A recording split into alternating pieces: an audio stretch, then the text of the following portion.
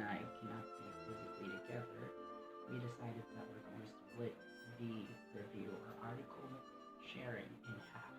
So I will be studying the abstract up until methodology, and of course I want to introduce our study or the article that we're going to share today, which is Linguistic Analysis of Social Relations in Political and Religious Discourse. So, by the way, I'm going to be reading off of the manuscript, and for me to not get lost, because I'm a forgetful cow. So yeah, let's start. Okay. The abstract right here by Emily T. Estrero, respectively, gave the overall purpose of the study and the research problem that needed studying.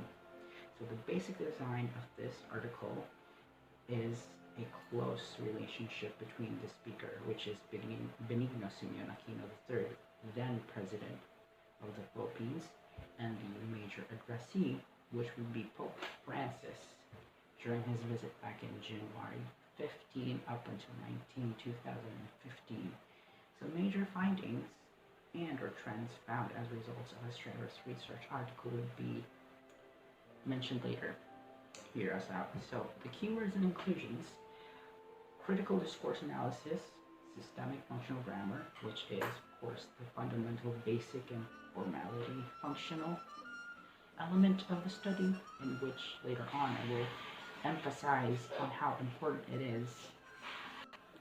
Okay, so there's also the inclusion of personal pronouns, which gives an undertone of intimacy of the speaker towards the addressee. Modal verbs, which provides the potentiality or possibility, and the mood, of course, the atmosphere that was occurring within that kind of specific setting. There's also the emphasis of interpersonal relationships, as the focal point would be the mass perception of the speech itself towards the Pope during that time. And so, one of the many things that I noticed in the introduction, a review of sorts, is that it's clean and direct. It starts with a quote, and the intro comprises the reductive state of what people perceive of when we talk. So therefore, the ability to talk or engage in talks are taken for granted, as always. Estrero brings out the power of discourse and hints that in order for information flow, there must be dialogue that will cultivate and push or propel information. Whether it's real information or hoaxes, it's notable that without a speaker and a listener, information won't flow.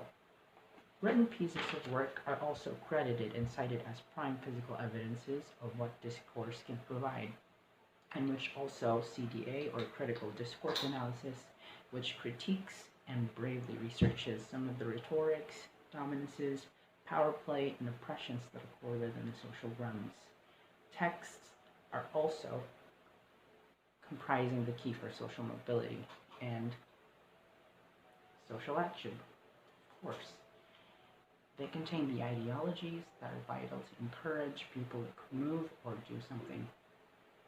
Now, oftentimes, specifically in this political climate, there is a possibility that these texts might be perceived or misinterpreted as radical propaganda, in which I do not agree nor disagree with, because you're entitled to your own critical opinion. Now, the article takes note of the vital presence of the Pope to the country's respective demographic, whom identify as Roman Catholic, the Roman Catholic demographic. And the president must, of course, present and appeal to the mass in terms of discourse towards and with the Pope, respectively. Estrero slides historical information of the ordeal, in which the papal visits that occurred only thrice. I also want to note the fact that the infusion of systemic functional grammar by Halliday provides the undertones of options of the speaker that to relay an extension of a certain quantity of people's opinion over the Pope, in which, in this case, former President Benigno Aquino III poses as the mouthpiece, and Astrero aimed to identify the personal pronouns, modals, and mood of the sentence's speech, and she also saw to it that she must sift through or analyze the effect of such usage of the information. I don't specifically agree in the part where you have to read line by line, but in this case maybe it is kind of objective. I don't know, maybe that's just me. It's detail oriented, that's the only thing I can say. The theoretical framework, let's jump to that. So the theoretical framework has systematic functional grammar, or systemic functional linguistics, in which unravels the interconnectivity of the interpersonal intimacy of the speech. So it has to have that kind of sense of connection towards the Pope. President Aquino, towards the Pope's visit, and for the Pope's visit, which seemed very, very symbolic to the Catholic masses.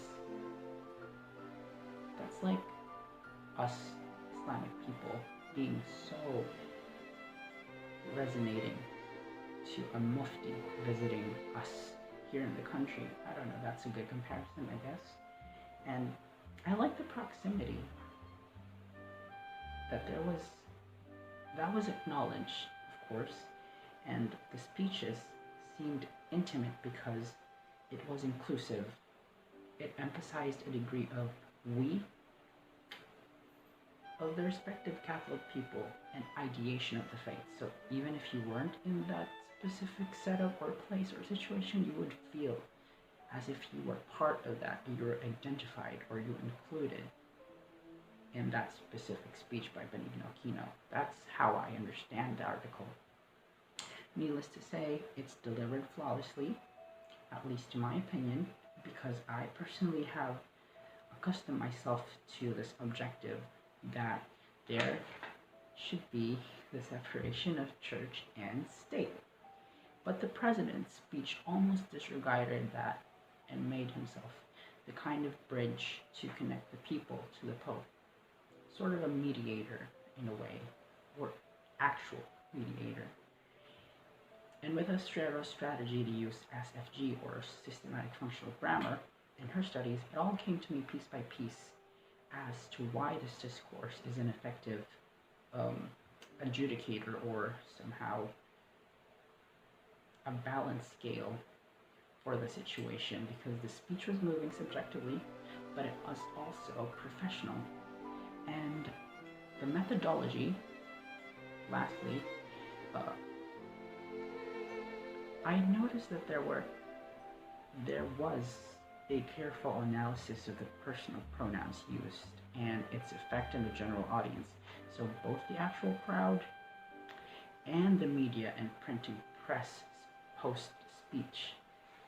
I liked that the speaker was aware that this was going to cause some kind of feedback afterwards, and of course it's given that people react to the speech. I haven't seen negative opinions yet about that speech, as I researched further to support the claim of Astrero, and while sifting through the analyzation of her claims, I think and I believe that this sharing of our article would bring light into the importance of analyzing speeches. They reflect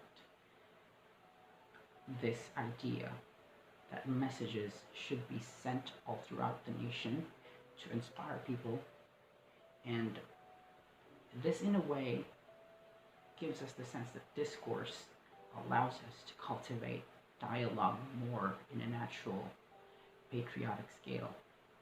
So in conclusion, Astrero is efficient and effective in giving out details on how the speech of respective former President Aquino delivered a message toward an iconic figure of head of the church, acknowledging the fact that he's also the head of the state. So that brings balance to all elements within this article. Therefore, I hope my partner, Sanguila, also corroborates the other details within this article, and I pave her the way.